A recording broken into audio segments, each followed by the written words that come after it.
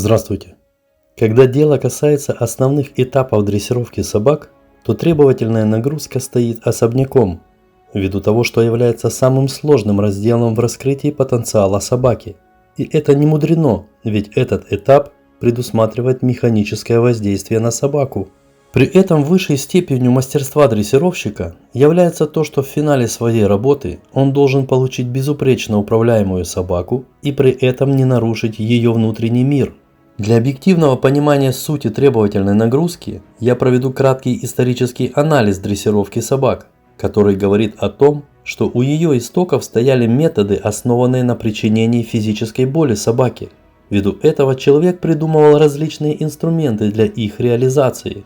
Так поводок и ошейник, за которые мы даже не можем точно сказать, кто и когда их придумал, постепенно трансформировались в удавку, которую с давних пор использовали как средство воздействия на непослушных собак. Этого показалось мало, и появился парфос, или как мы привыкли его называть, строгий ошейник, шипы которого сравнивают с зубами, а его воздействие с аналогией, как мать, кусая своих щенков, воспитывает их, или как вожак стаи подчиняет себе соплеменников.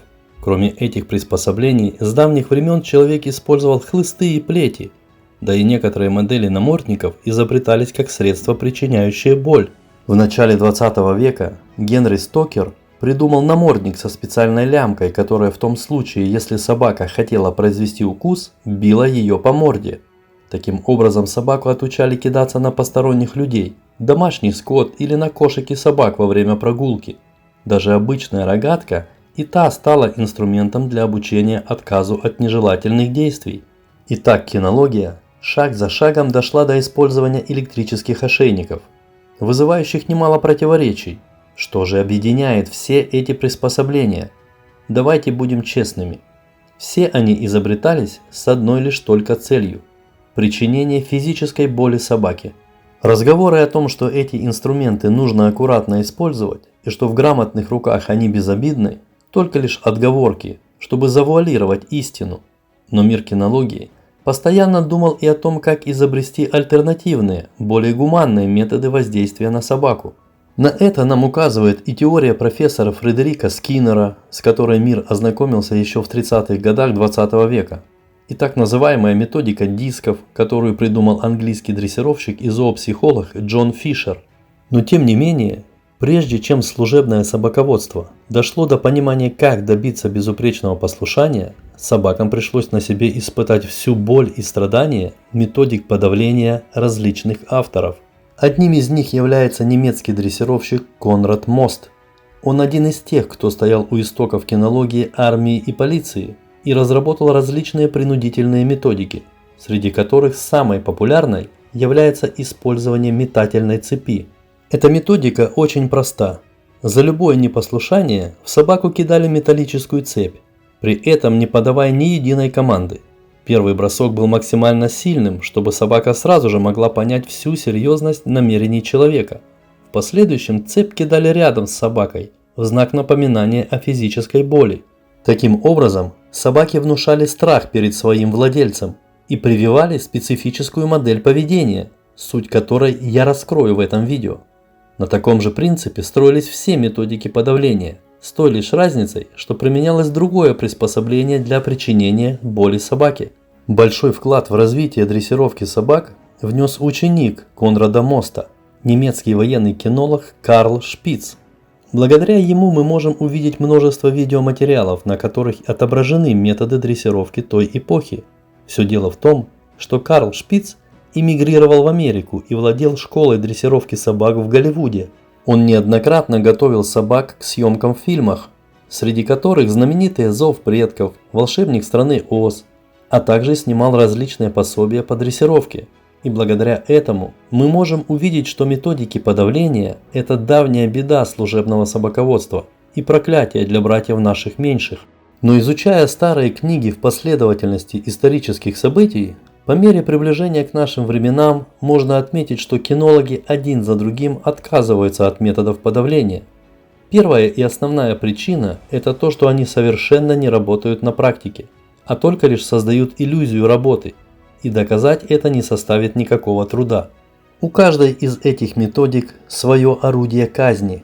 Именно так правильно называть удавки, строгие ошейники, метательные цепи, хлысты и прочие приспособления, ввиду того, что они убивают у собаки ее внутренний мир и доверие к хозяину.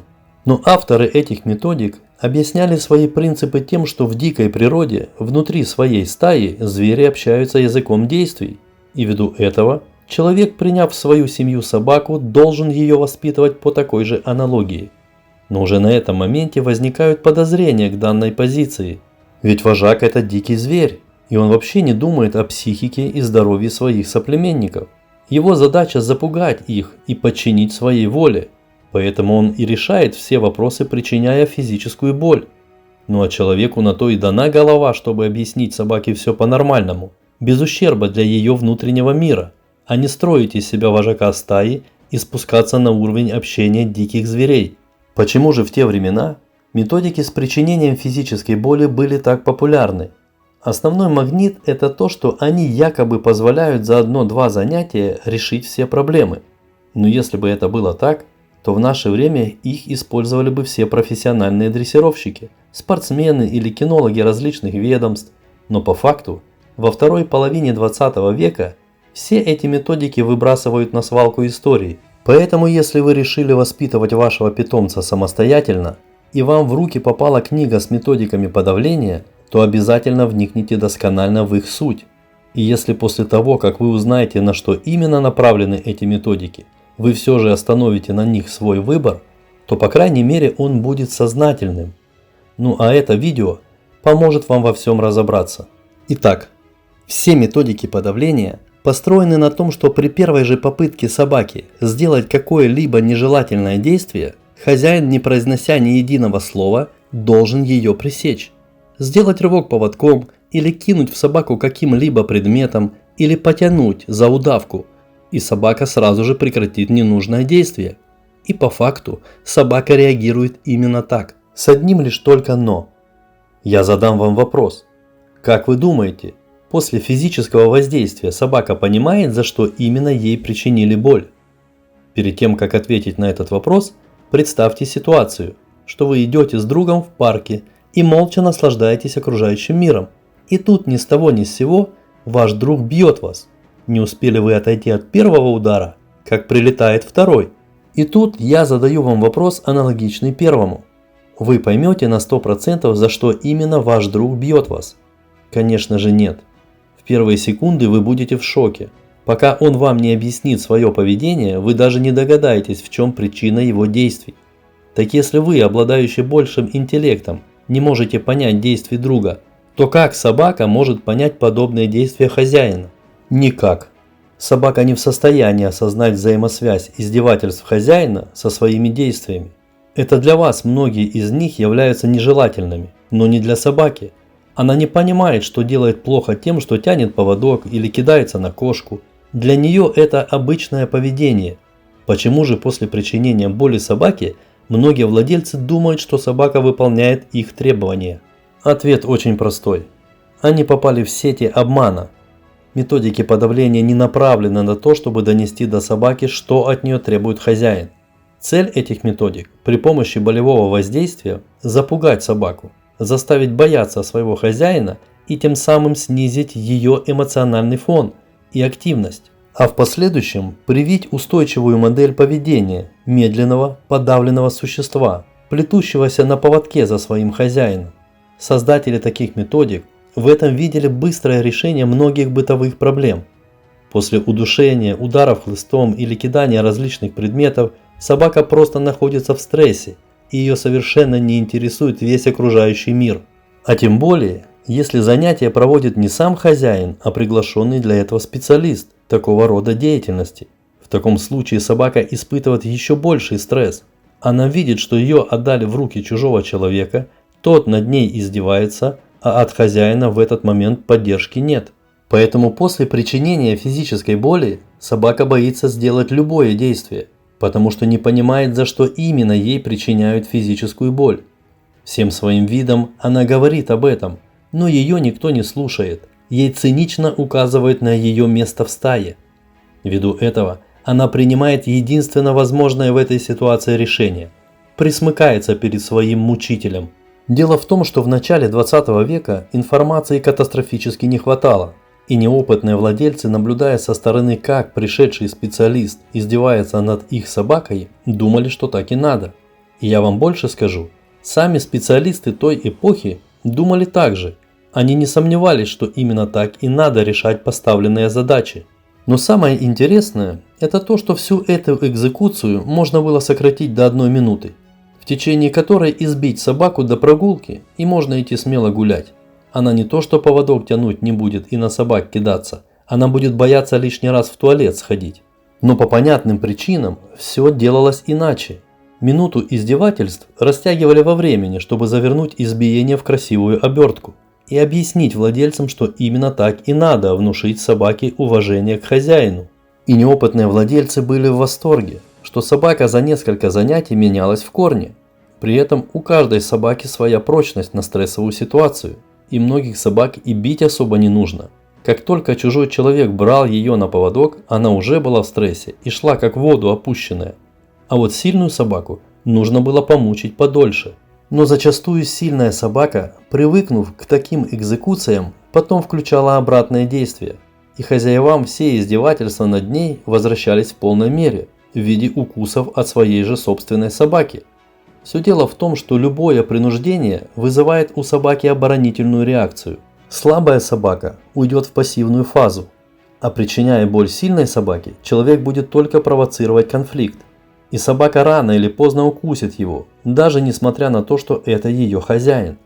Но дрессировщики той эпохи еще не знали таких тонкостей, поэтому объясняли свои действия предотвращением возможного доминирования собаки над членами семьи. Простыми словами, механизм всех методик подавления можно описать так. Проявила собака эмоцию – получи удар. Проявила какую-либо активность – получи еще удар. Так собаки сбивали эмоциональный фон и загоняли в стресс. В последующем, повторяя такие действия, закрепляется устойчивая модель поведения, и собака становится малоактивной, а зачастую боится лишний раз показаться на глаза владельца. А теперь я объясню, как правильно прививать собаке требовательную нагрузку. При этом я буду продолжать проводить параллель с методиками подавления, чтобы подчеркнуть единственно правильный алгоритм воспитания собаки. Итак, первый вопрос. Как узнать, что собака готова к требовательной нагрузке? На самом деле все очень просто. Если собака без физического воздействия, только лишь по голосовой команде, раз за разом выполняет определенный навык, значит она его понимает. Это единственный способ, как узнать, будет ли собака осознавать, что вы от нее требуете. Другого способа кинология еще не придумала. Но если в какой-то момент собака отказывается выполнять знакомую команду, значит не хочет. И вот тут мы можем применить требовательную нагрузку, чтобы добиться безотказного послушания. То есть, по сути, дрессировка – это своеобразное обучение собаки человеческому языку. И чтобы этот процесс был понятным для собаки, каждый навык должен обозначаться одним словом или жестом. И чем больше слов знает ваша собака, тем проще ею управлять.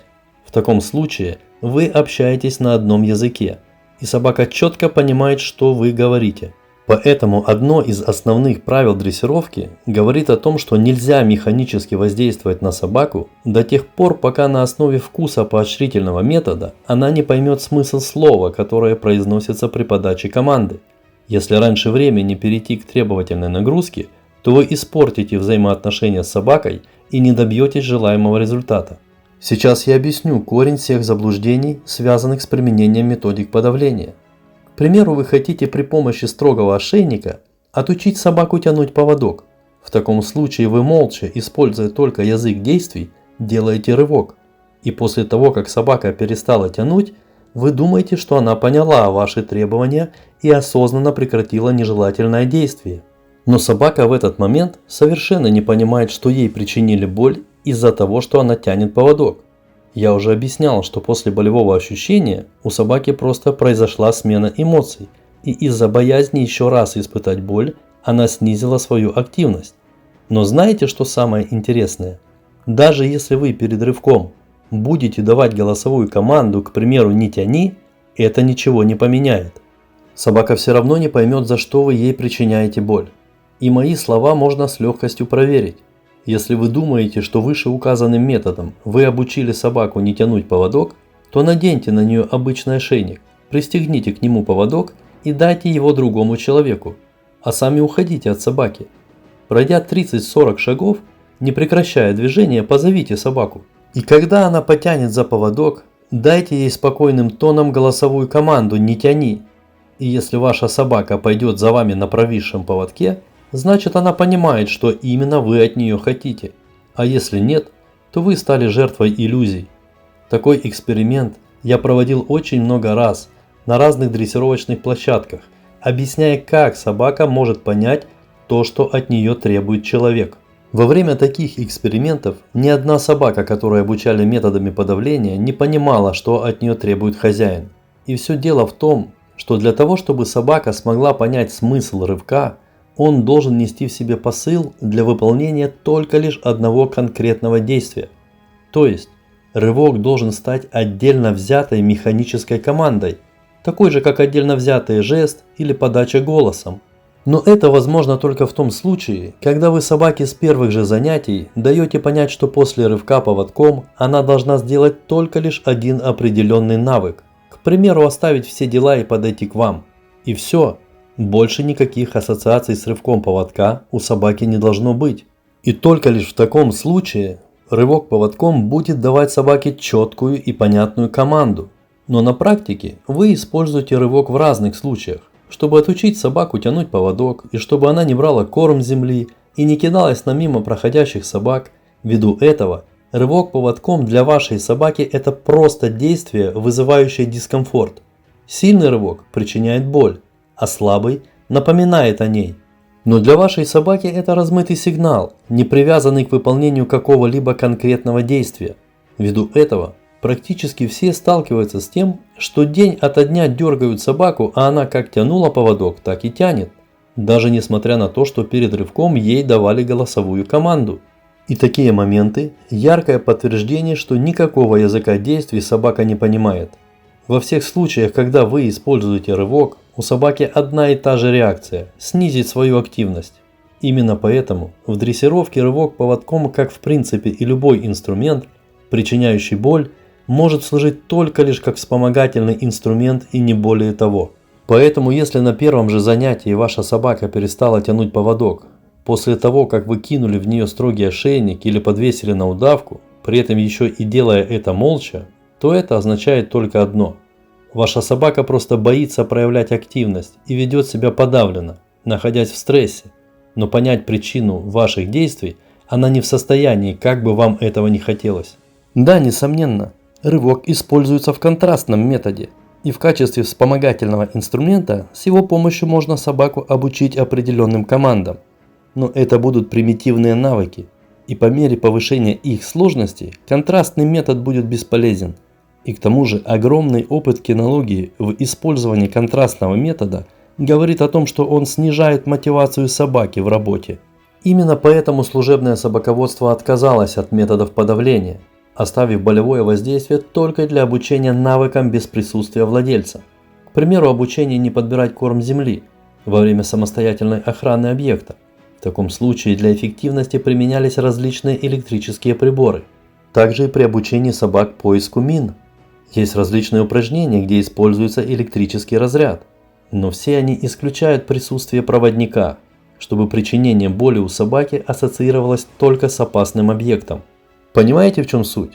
Чтобы ваша собака осознанно перестала тянуть поводок, ее этому нужно учить, и не иначе, как на основе вкуса поощрительного метода. И только после этого есть смысл требовать от собаки выполнения этого навыка, используя механическое воздействие. Но тут есть один нюанс. Учить собаку нужно не тому, чтобы она не тянула поводок, а тому, чтобы она научилась ходить на провисшем поводке. Именно в таком русле собак обучают всевозможным навыкам. Ведь когда вы учите собаку команде сидеть, вы же не объясняете ей, что нужно не лежать, а показываете, какой должна быть ее позиция после подачи голосовой команды. И вот тут будет не лишним научить собаку тянуть поводок по команде вперед, по методикам обучения ездовых собак. В таком случае собака осознанно будет разделять два абсолютно разных навыка. Первый – тянуть по команде, а второй – идти на провисшем поводке. Но не стоит учить собаку не тянуть поводок, форсируя этапы дрессировки. Ведь если бы методики подавления действительно работали, то с их помощью можно было бы научить любому навыку. Ну попробуйте молча при помощи удавки научить собаку навыкам змея или прыжкам на скакалке. Получится у вас это? Конечно же нет. Так с чего вы взяли, что подвешенная на удавку собака понимает, что от нее требует владелец? А вот теперь я подхожу к тому, как собаке привить требовательную нагрузку, при этом не мешая ее мыслительному процессу и не ломая ее внутренний мир. В первую очередь, я обращаю ваше внимание на очень важный момент. Если ввиду особенностей вашей собаки для улучшения восприятия учебного материала ей необходимо понизить уровень активности, это следует делать только лишь при помощи физического утомления. После смочив пасть собаки и дав ей восстановить дыхание, можно переходить к объяснению необходимого навыка. Следующий момент. Требовательная нагрузка сводится к тому, что когда собака допускает ошибки в работе, за каждую из них вы показываете собаке свое недовольство и наказываете ее. При этом необходимо понимать, что для того, чтобы наказать собаку, не нужно ей причинять физическую боль. Есть более лояльные, но при этом не менее эффективные методы. Для одной собаки это строгая интонация, для другой затягивание получения подкрепления, к которому привыкла собака. Неважно, что это – лакомство, игрушка или ласка хозяина, но главное, чтобы вы не торопили собаку. Она сама должна осознать, что именно требует от нее хозяин. Вот пример. На этих кадрах, отрабатывая навык возврат на место, обозначенное ошейником, мне не нравится, что моя собака ложится далеко от него.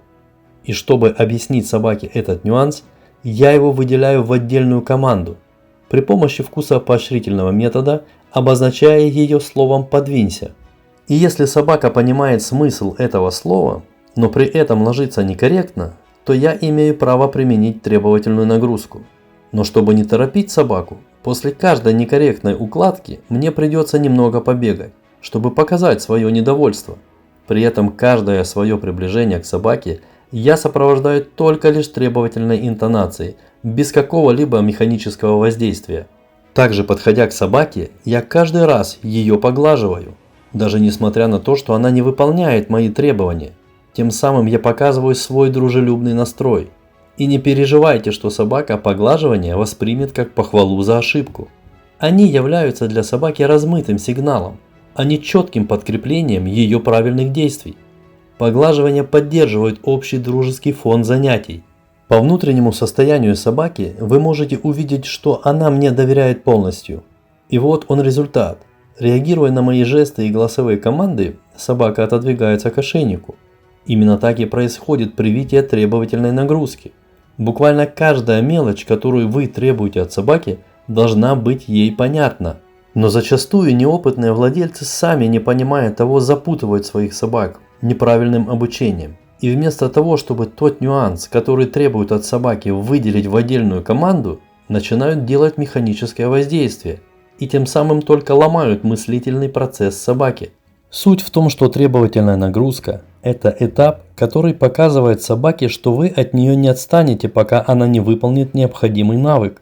При этом вы должны обеспечить собаке максимальное количество подсказок, чтобы подтолкнуть ее к принятию правильного решения.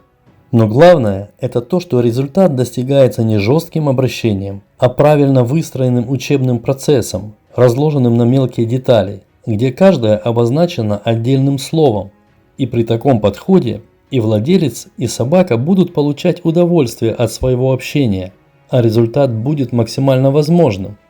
Я хочу донести до вас то, как собака пытается понять своего хозяина. Она перебирает разные варианты, но только лишь из числа тех, которые она осознает. То есть, для общения с вами у нее в арсенале только те слова, жесты или механические команды, смысл которых она понимает на 100%. Собака как бы спрашивает у вас: «Ты этого от меня хочешь?» И если вы говорите «нет», своим игнорированием или недовольством она продолжает перебирать варианты. А когда вариант совпал, вы в нужный момент говорите «да» и поощряете ее тем стимулом, который для нее является приоритетом. И только после этого собака понимает на 100%, что именно вы от нее хотите. Другого механизма, как собака пытается понять требования владельца, не существует. И вы можете с легкостью убедиться в моих словах. Проведите эксперимент. Покажите собаке кусок мяса, а когда она проявит к нему интерес, не подавайте ни единой команды. И вы увидите, что ваша собака будет выполнять один за другим навыки, которым вы ее обучили. Тем самым спрашивая вас, что мне нужно сделать, чтобы получить кусок мяса. И именно в таком ключе собака пытается понять любое ваше требование. И дело остается за малым. Вы должны осознать, что обучение собаки – это спокойное, упорядоченное объяснение на основе заученных слов. Идем дальше. На этих кадрах я хочу добиться от собаки, чтобы она, удерживая предмет, не делала никаких движений и замерла в статике, чтобы не пролилась жидкость из посуды, которая стоит на деревянной гантели. Те, кто занимается апортировкой, знают, что научить собаку подноске предметов несложно. Куда сложнее объяснить собаке, чтобы она не жевала предмет. Для этого нужно провести отдельные занятия. Но в данном случае мне этого мало. Я хочу, чтобы собака, кроме всего прочего, понимала еще несколько мелких нюансов. И она в полной мере осознает, что мне необходимо. Яркое подтверждение этому – то, как медленно собака открывает пасть при отдаче предмета.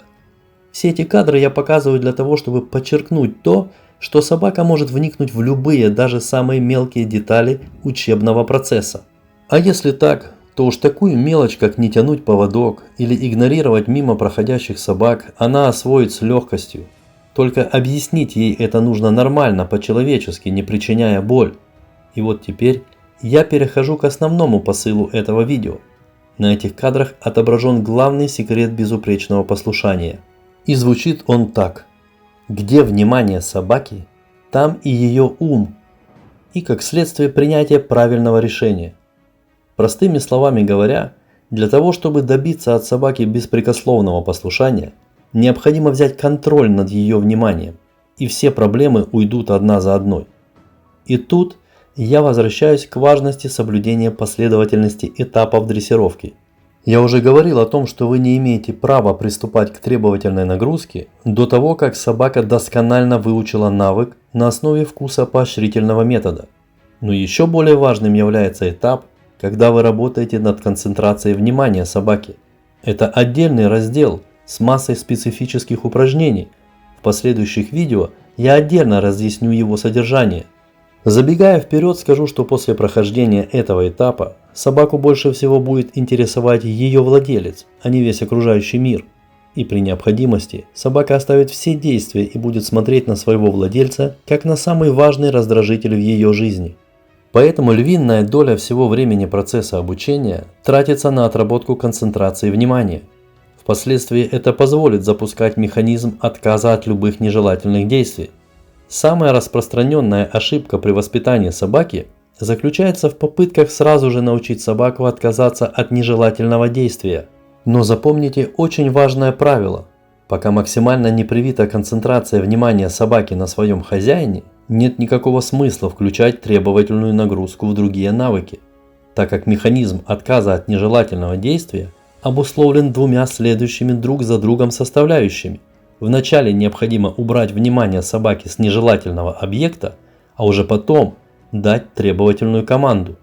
Только лишь после того, как вы добились максимальной концентрации внимания, есть смысл двигаться дальше. В противном случае все ваши занятия обречены на провал. Какой смысл в подаче команды жестами на расстоянии, если собака не сконцентрирована на вас 100% и крутит головой? Она просто не увидит ваших жестов. Вдумайтесь в то, что я сейчас скажу. Практически все механические воздействия на собаку приходятся на формирование максимальной концентрации внимания. После этого механическое воздействие для выполнения отказа от нежелательных действий практически будет не нужно. То есть, требовательная нагрузка начинается с отработки самой важной команды, а именно клички собаки, которая предназначена для привлечения внимания. И опять же, все начинается на основе вкуса поощрительного метода. Далее вы подключаете слабенькие рывки поводком. Таким образом, вы создаете инструмент для требовательной нагрузки. Когда он сформирован в спокойной обстановке, переходите к отработке этого упражнения с раздражителями, но с одним условием. В качестве первого раздражителя выбирайте тот, который является самым сложным для вашей собаки. К примеру, это агрессия на чужих собак. Здесь все предельно просто. Главным условием положительного результата является постепенное сокращение расстояния к чужим собакам. Сначала вы это упражнение делаете в статике, к примеру, по команде «сидеть». После его закрепления перейдите к выполнению в динамике, прогуливаясь с собакой на поводке. Таким образом вы постепенно добьетесь безразличия к главному раздражителю своей собаки. Но не торопите собаку, не гонитесь за быстрым результатом, ждите осознанной работы своего питомца. И поймите главное, чтобы научить собаку не кидаться на мимо проходящих собак, не нужно менять ее характер, у вас это не получится. В процессе ломки характера вы наломаете столько дров, что сами будете потом об этом сожалеть. Единственно правильное решение – добиться от собаки безупречного послушания. Владельцы питомников часто сталкиваются с тем, что даже собаки, которые со щенячьего возраста выросли в одном дворе, ведут себя как заклятые враги. И лучший вариант для решения такой проблемы – это правильное содержание. Как правило, таких собак не отпускают гулять без присмотра. А вот в присутствии хозяина их можно научить игнорировать друг друга, не переживая о том, что они подерутся. И это при том, что на питомнике могут одновременно гулять десятки собак. А если у вас одна собака, то нет никаких проблем не спеша, шаг за шагом взять под контроль ее внимание и забыть о всех проблемах, связанных с внутривидовой агрессией. Вводить требовательную нагрузку в различные навыки я рекомендую с выдержки. Для этого используйте команду «сидеть» или «лежать». Выдержка заложит фундамент беспрекословного послушания. Старайтесь, чтобы наказанием были только ваша недовольная интонация и затягивание получения поощрения. Уверяю вас, этого хватит, если вы выстроите правильный учебный процесс. Если вы разберетесь во всех нюансах классической дрессировки, то убедитесь в том, что каждый навык придуман не просто так. Он обязательно имеет свой практический смысл в повседневной жизни. Задумайтесь сами. Зачем бить собаку коленом, если вы не хотите, чтобы она прыгала на вас? Ведь для этого есть классическая команда «сидеть». Зачем кидать в собаку строгий ошейник, чтобы она не торопилась выходить за дверь? Или калитку, если есть классическая команда «сидеть»? Неужели так тяжело научить собаку команде «сидеть» и выдержке? Ведь это так просто. Эта команда и предусмотрена в общем курсе дрессировки именно для того, чтобы решать выше озвученные проблемы в повседневной жизни. Если нормально объяснить собаке, что от нее требуется, то, выходя на прогулку, она сама двери открывать будет, а при надобности и закроет их за собой, и из вольера будет выходить только по вашей команде. Нужно лишь разобраться в азбуке дрессировки. Поначалу кажется, что это очень длительный процесс, но на самом деле все, что требуется от владельца собаки, это уделять на каждой прогулке 10 минут, чтобы объяснить собаке тот минимум, который нужен для безотказного управления. Думаю, основная суть понятна. Если с первых же занятий прибегнуть к механическому воздействию, то из процесса воспитания собаки убираются предыдущие, самые важные этапы дрессировки. Тем самым собаку не обучают, а просто издеваются над ней. В таком случае это заведомо ложный путь. И не испытывайте иллюзий. Собака никогда не забудет издевательств над собой. Они будут ее преследовать всю жизнь и непременно отразятся на ее работе. А время, когда вы это все осознаете, рано или поздно придет, и вы будете сожалеть, что строили из себя вожака стаи и не дали вашей собаке шанса стать вашим другом. И не обманывайтесь тем, что при помощи еды вы наладите свои отношения с собакой. Поэтому вникайте в искусство дрессировки и получайте удовольствие от своей безупречно управляемой собаки. И помните, что единственный инструмент, который вам понадобится в дрессировке своих собак, это обычный поводок и ошейник. Больше ничего и не нужно. При этом, если вы правильно организуете учебный процесс, то все, что вам нужно в требовательной нагрузке, это рывки умеренной силы. А тем, кто только хочет завести собаку, стоит понять, что это энергичные и радостные существа. И чтобы это существо вырастить и грамотно воспитать, нужно будет тратить немало своих ресурсов. При этом нет никакой гарантии, что вам не попадется какой-нибудь ядерный реактор. И уж с ним не получится решить все проблемы за несколько занятий. С вами был Петручок Владимир. Всего вам доброго. До новых встреч.